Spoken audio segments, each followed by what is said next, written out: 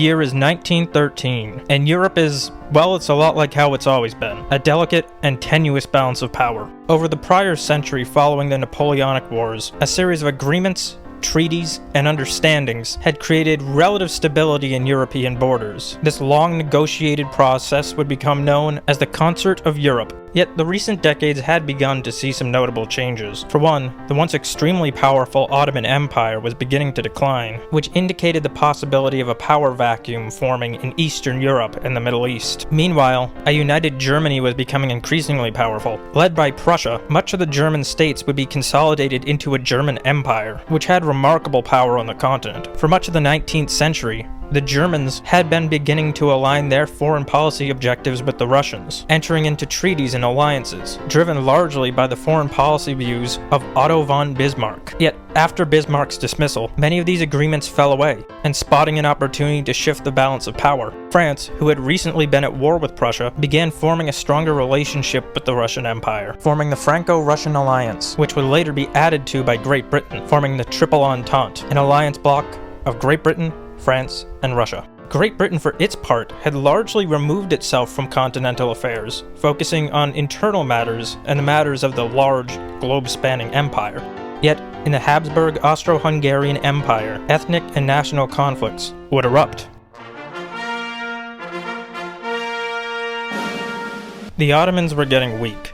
Real weak. In 1911, the Kingdom of Italy had gone to war with the Ottomans, won a victory, and taken many of their North African holdings to become Italian colonies, showing just how weak the Ottomans were. In the wake of this, various Balkan peoples, recognizing that the Ottomans could no longer control their region, and inspired by the nationalist sentiment of the 19th century, decided, hey, we can beat the Turks. So in 1912, the First Balkan War commenced, which resulted in another devastating loss for the Ottomans. As a result of this war, the Ottomans would lose most of their European territory. However, many in the Balkans weren't happy with the arrangement of the new territory, so some of the major powers stepped in, creating the 1913 Treaty of London in order to try to create some stable borders in the region. But this would not satisfy the Balkans. So only 1 year after they had gone to war, they went to war again, albeit for a very short conflict. In the 1913 Second Balkan War. At this point, there hadn't been stable kingdoms in the region for a very long time, and there were different ethnic groups dispersed across different political territories.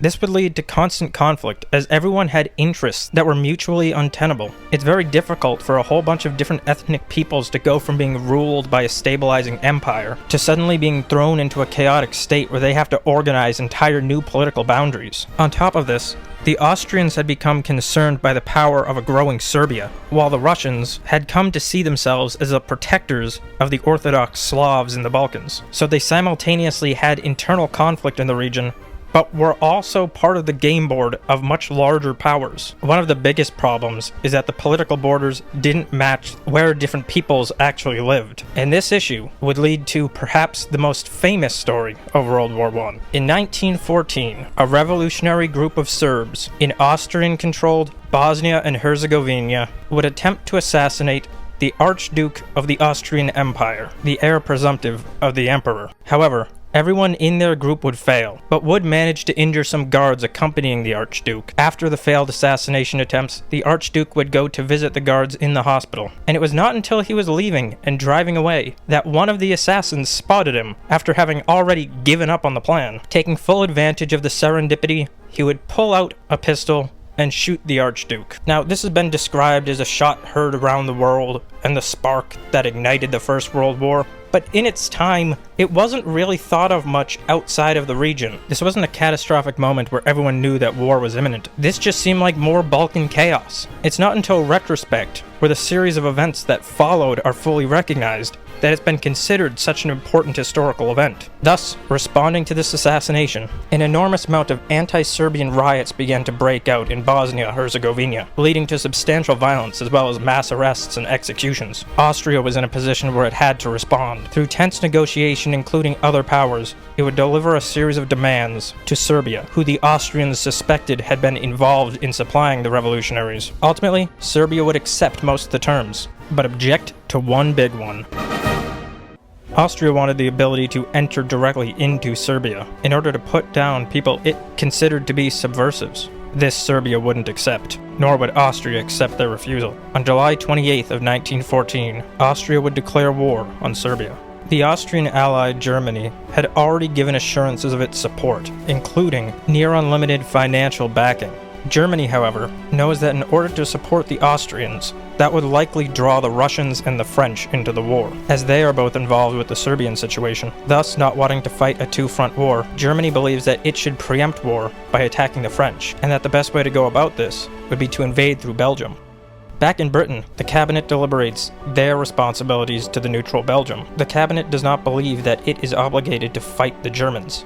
However, the Prime Minister, Herbert Henry Asquith, has already decided that he intends to support France. France, aware of Germany's plan, begins preparation for war, but doesn't want to be the one who directly provokes conflict with the Germans. However, a firefight would ultimately emerge when German troops occupying Luxembourg enter France. Shortly thereafter, Germany would declare war on France.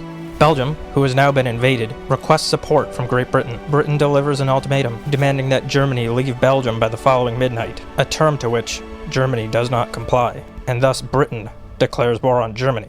This situation really is like the old joke. A Serb kills an Austrian in Bosnia, therefore Germany must go to war with Russia, and you, an Englishman, now must fight the Germans in Belgium to protect France? The whole situation just spirals out of control. But why? Why did these powers choose to get involved?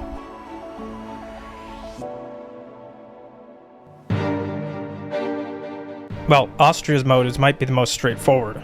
The Balkan situation was a threat directly on Austria's border, and Austria was already a vast multi-ethnic empire that was experiencing internal tensions. Having violent Serbian revolutionaries was too much of a destabilizing threat for the empire to abide. At the same time, Austria's great power status was beginning to dwindle, and having a border threat of this magnitude, as well as something that could destabilize its internal cohesion, was viewed as something that could put that great power status into question. So for the Austrians at least, this was a war of survival, or at least survival as it had existed.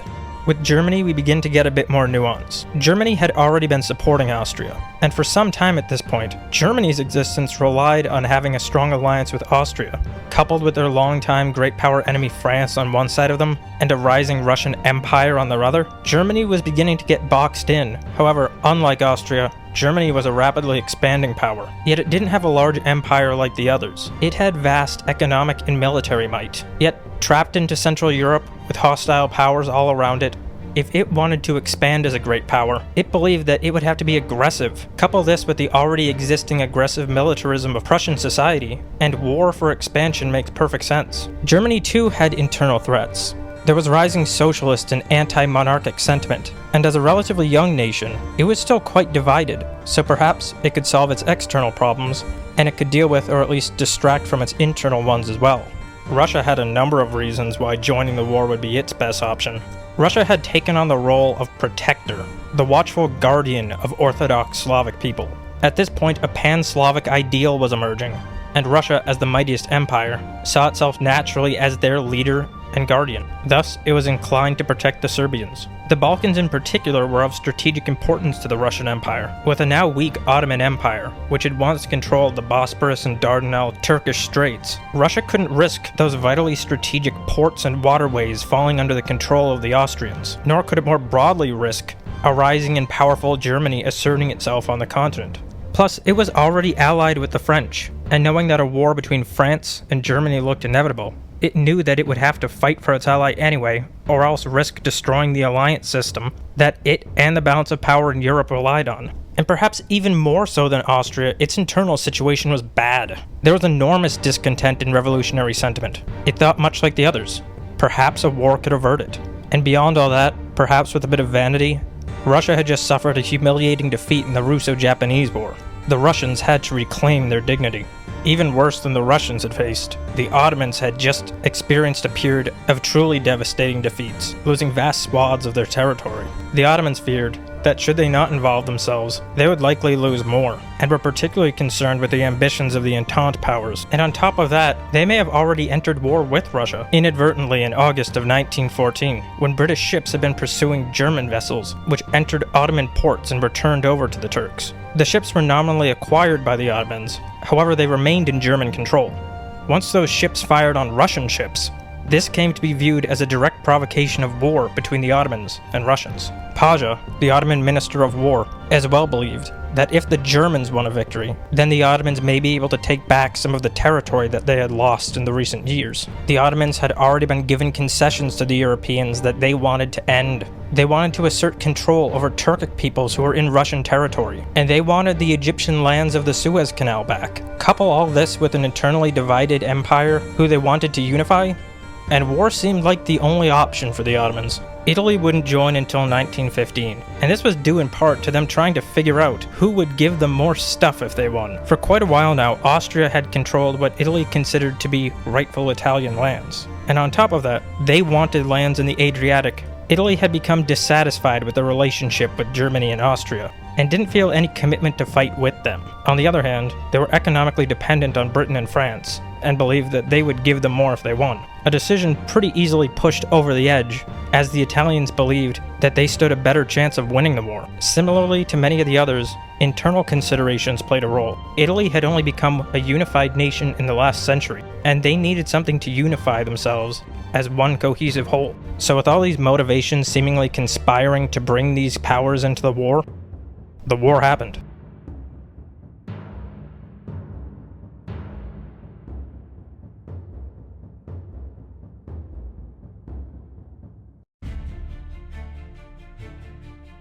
So, how about Britain? Well, Britain's most commonly cited motivations were the Treaty of London and concern of Belgium's neutrality being violated by German invasion. While the Triple Entente did not compel Britain to act, and the cabinet was divided as to their obligations to Belgium, Britain feared what German victory might mean. Britain dominated the world, and a German victory on the continent over France could put that domination into question. At the same time, Germany had been rapidly expanding its naval capacity. The Navy had always been the thing that gave Britain its dominance, and a Germany, now rising to challenge its naval supremacy, could put into question the supremacy of the empire itself.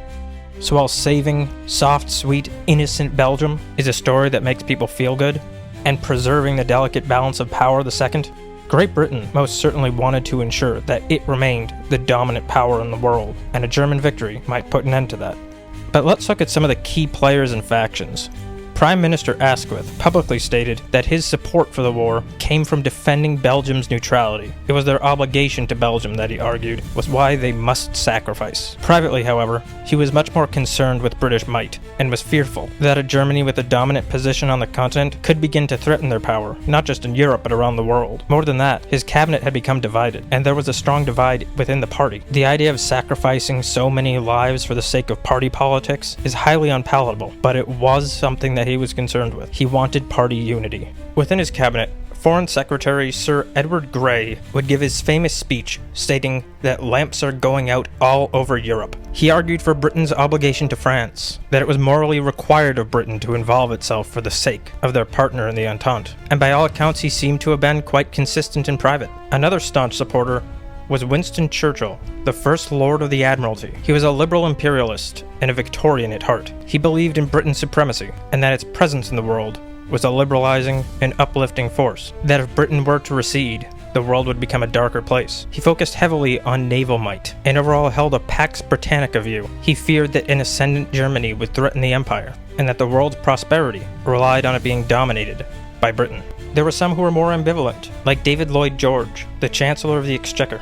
Yet, ultimately, and reluctantly, he would give his support to the Prime Minister and to the cause of the war. Yet there were still some who refused their support. Lord John Morley, Lord President of the Council, and John Burns, President of the Board of Trade, were among those who refused to acquiesce to the Prime Minister's view. Yet this was a debate being held between far more than the cabinet members. Andrew Law, head of the Conservative Party, was a strong proponent of the war. He wanted to contain Germany. He was concerned about British ports, trade, imperial infrastructure, the security of the empire, while other proponents often talked about things like prestige, influence, trade dominance, the superiority of the navy, and a concern that a German victory would isolate Britain, ultimately destroying its status as the empire upon whom the sun never sets. A recurring theme here is the concern about Britain losing its imperial status. Britain wants to maintain its infrastructure. It's concerned that Germany, with its own imperial ambitions, might come to challenge some of its holdings, some of its trade routes. For many in the empire, this is about preserving imperial might.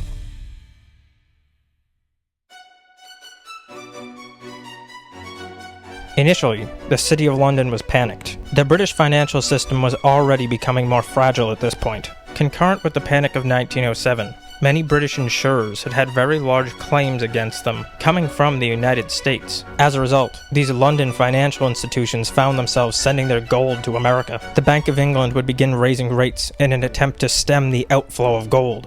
Ultimately, the Bank of England's gold reserves, and to a lesser degree the gold reserves of the major merchant banks, are what are backstopping the entire financial system of the whole British Empire.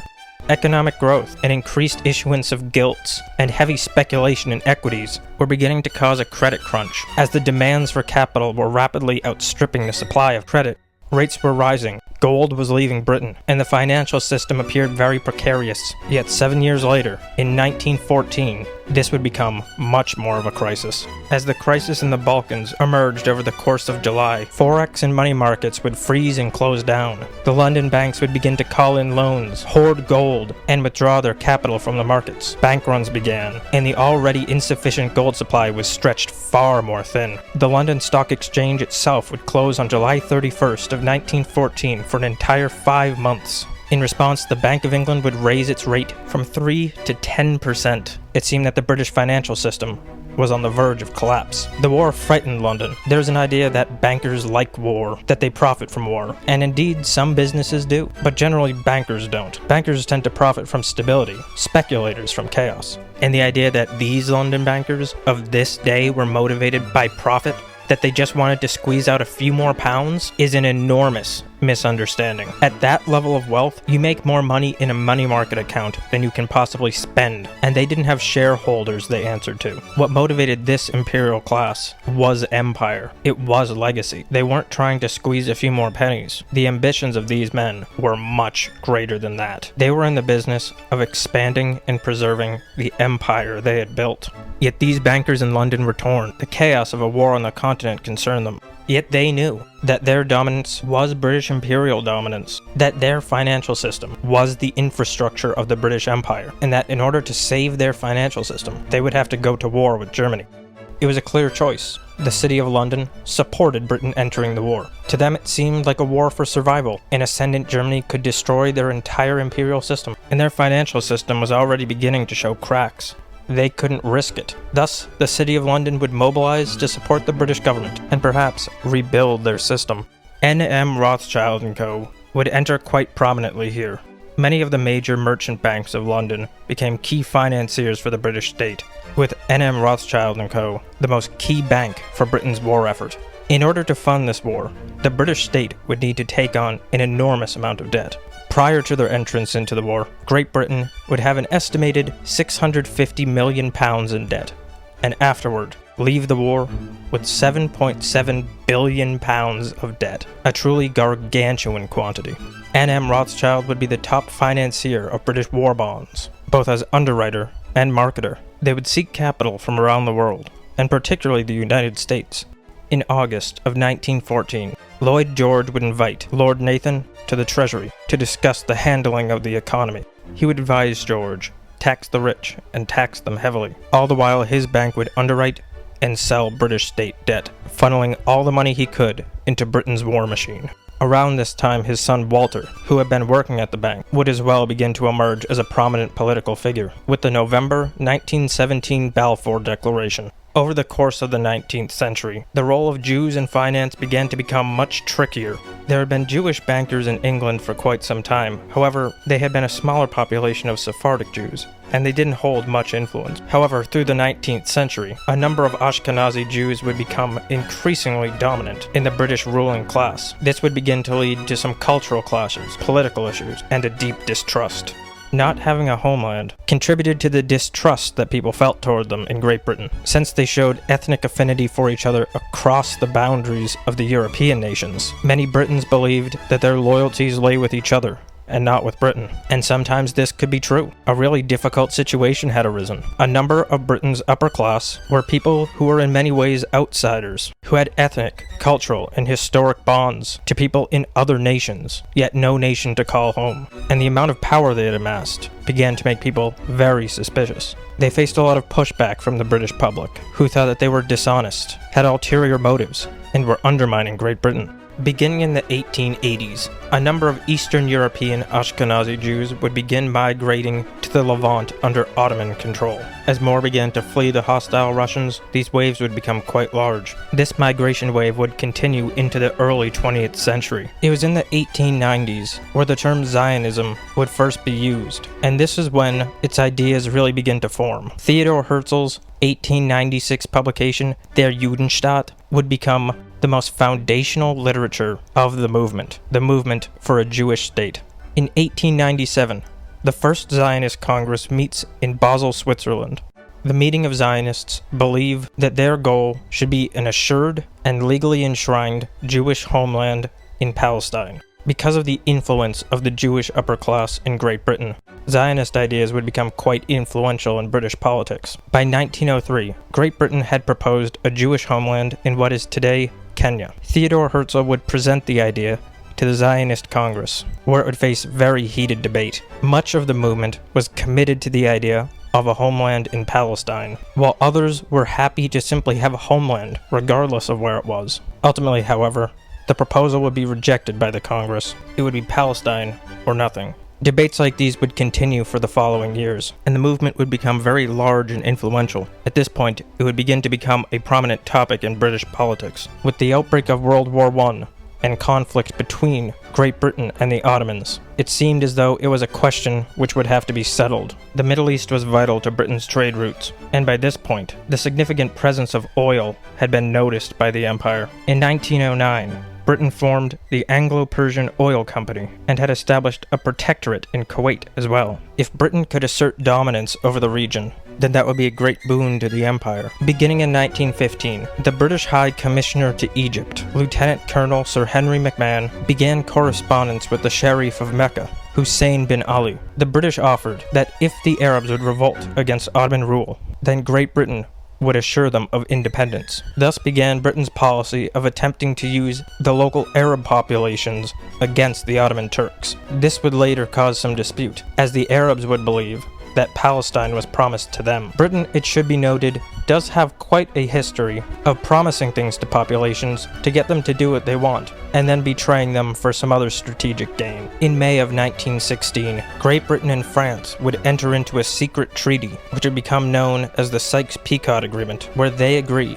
to new borders which will be created in the Middle East once the lands are taken from the Ottomans. In Great Britain, figures like Chaim Weizmann and Walter Rothschild led a movement that had made its way to the top of British politics, and with Lloyd George becoming the Prime Minister, who looked favorably toward Zionism, this appeared to be the perfect time. On November 2nd of 1917, Foreign Secretary Arthur Balfour would write a letter to Walter Rothschild, saying, "His Majesty's government view with favor the establishment in Palestine of a national home for the Jewish people, and will use their best endeavors to facilitate the achievement of this object, it being clearly understood that nothing shall be done which may prejudice the civil rights of existing non-Jewish communities in Palestine."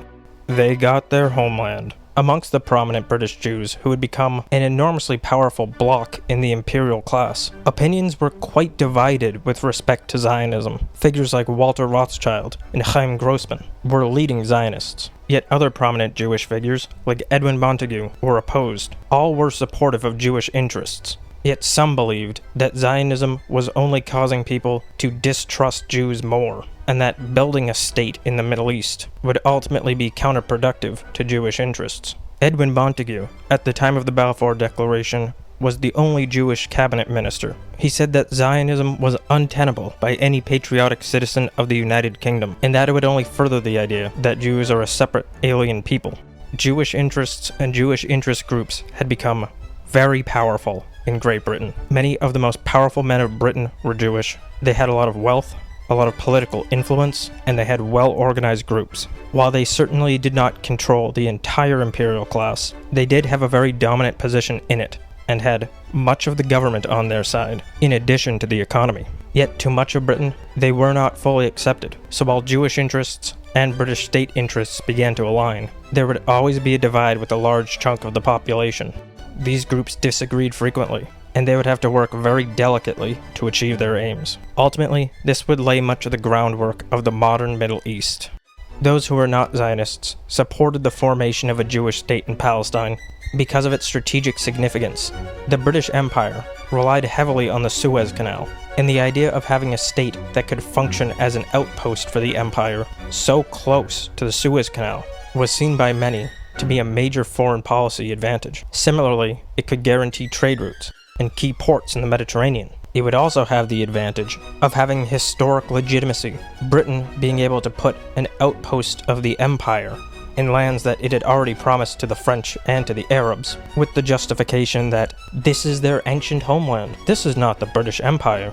Allows them to still put their empire there, but have it be justified. This sort of thing would be something that the British would do quite frequently, setting up borders in ways that they could always come back to and reap the benefits of. The British Empire would often leave a territory, leaving behind two places that would always remain in conflict, or, like in Singapore or Israel, leave behind an outpost that they could claim was no longer part of the empire, but would always be able to act as an extension of their foreign policy aims. For Britain, leaving a territory was as much a part of empire building as gaining it in the first place.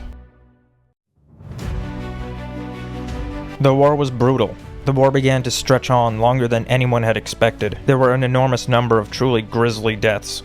As the machines and technology of war progressed, the combatants found themselves digging into muddy trenches, moving very little, just holding lines and trying to stay alive. When they did progress, many troops would immediately be gunned down on the open fields. French troops mutinied against their officers. The war raged on, while many young men bled out, froze, deteriorated from infections, and just tried to make it through. There's an idiom still used today, over the top.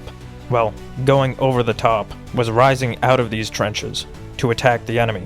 This would require wave after wave of men, exposed and defenseless, on the open fields, charging straight at gunners and artillery. To advance, they'd have to charge undefended in open space directly into gunfire, often just for very little ground. The horrors of this war are very difficult to articulate, and the Entente knew that to shift the state of the war, they would need the United States to enter. Yet the United States wanted no part of the war. So how? How would they get them in?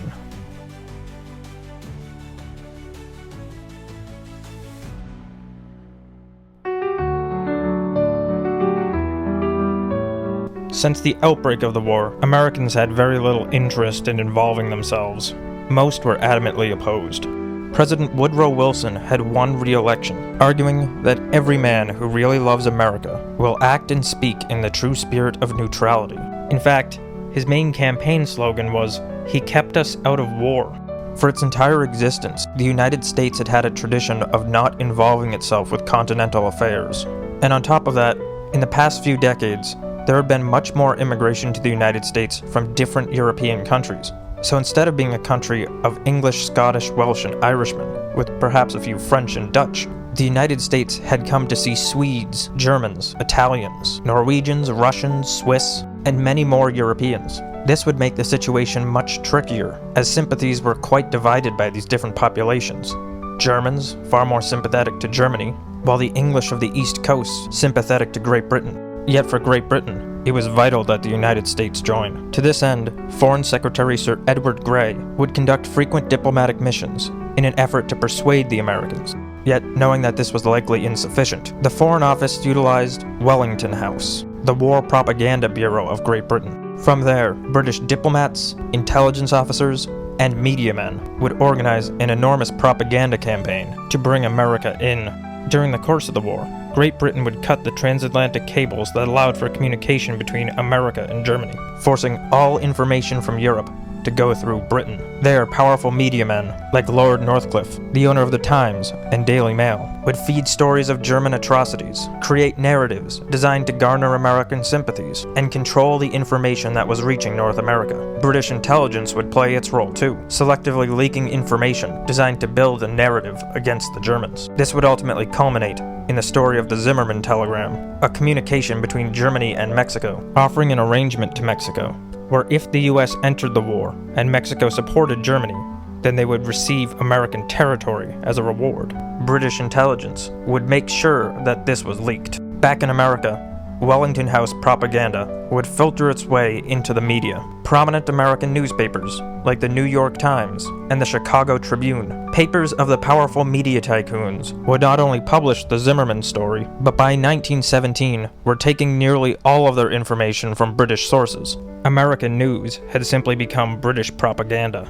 Though some of these newspapermen had initially been opposed to U.S. involvement, very quickly, their entire informational landscape was dominated by British propaganda. At the same time, the United States was closely bound with Great Britain. Many of its most prominent East Coast families had family in Britain. An enormous amount of its exports were going to Britain, and by 1917, American financial firms were lending $10 million each day to the British state. National City Bank of New York and First National Bank of New York, both of which would later lead to the formation of Citi, invested heavily in British and French debt. The Guarantee Trust Company of New York and Kuhn, Loeb and Company were amongst some of the largest financiers of the war effort. J.P. Morgan and Company would become the sole purchasing agent for the British and later French governments. In 1915, they would underwrite a truly enormous $500 million Anglo-French loan. Over the course of the war, as purchasing agent, J.P. Morgan would facilitate $3 billion in transactions, earning a reported 1% commission for $30 million. Though Wilson had been an unwavering non-interventionist when it came to the war on the continent, this would begin to change in his second term. Unrestricted submarine warfare, a German policy of using submarines to sink ships outside of naval vessels. Ships like the Sussex and Arabic, which carried American passengers, had begun to create a profound sentiment shift. Ultimately, in May of 1915, it would be the sinking of the Lusitania that would garner the most outrage. The Lusitania was a British passenger vessel, which the Germans believed was carrying munitions, and indeed most likely was. The Germans fired on the ship, causing nearly 1,200 passenger deaths, including 128 Americans. This sparked enormous outrage. The following year, Woodrow Wilson would continue to run on remaining neutral in the war. All the while, prominent American figures like Henry Ford would attempt to resolve the war, or at least ensure American neutrality. He sent a ship to Europe, offering $10 million as part of the endeavor, in an attempt to mediate an end to the war, and he was most certainly not alone. Many groups began to form, including many of the most prominent American figures, all of whom wanted the war to be resolved. Figures like Secretary of State William Jennings Bryan spoke against the war, Senator Robert La Follette of Wisconsin, House Majority Leader Claude Kitchen, Senator Norris of Nebraska, and Representative Rankin of Montana. Jane Addams would lead the Women's Peace Party, a feminist advocacy group against the war. Lillian Wald and the American Union Against Militarism. Eugene Debs of the Socialist Party, who had perennially ran for president. Stanford's president, David Starr Jordan, all opposed the war and did what they could, trying to bring it to an end. The senior partner of Kuhn, Loeb and Company, Jacob Schiff, was a vehement anti-Tsarist. He viewed the Tsar as an enemy to Jews and harbored a steep resentment as a result of the pogroms faced decades earlier. He was initially unwilling for his firm to finance the Allies, as he didn't want any of the firm's capital going to supporting the Tsar. Later, this strong anti-Tsarist stance would lead to suspicions and rumors, including by British intelligence, that he had supported the Bolsheviks in the Russian Revolution. While it is difficult to corroborate claims like this, what was for sure is that he was highly resistant to doing anything that would help the Tsar. Though he was an old man who had largely stepped back from life, Andrew Carnegie's Endowment for International Peace was another powerful proponent for peace and non-involvement. Support remained strong for American neutrality. However, the sinking of the ships, German destruction of munitions in New York Harbor that were planned to be sent to the Allies, and the constant barrage of British propaganda began to take a toll. Nearly the entire informational landscape was now controlled by British propagandists on Fleet Street and in Wellington House. Increasingly, more Americans would begin to start questioning neutrality. Woodrow Wilson came from a family of Ulster Presbyterians. His father had been a Presbyterian minister and had fought for the Confederate Army. There were Presbyterian ministers as well on his mother's side, and there was a very long history of academic and theological work. Woodrow Wilson had studied political science and history. He was a supporter of the idea of progressivism. In his thesis, he argued against congressional government. He believed that the government of the United States was inefficient and ineffective. He believed that more power should be held by the executive, and that more decision-making should be done through expert bureaucratic entities. Rule by experts, a technocracy. He began to turn America into something more British and Fabian. And as the war raged on, he was becoming concerned that if the US did not involve itself, then it would not get a say in the resulting world order. He was concerned of what German dominance would look like, and wanted to shape the world's order. Additionally, he had some pragmatic concerns. Britain and France were enormously important trading partners for the United States.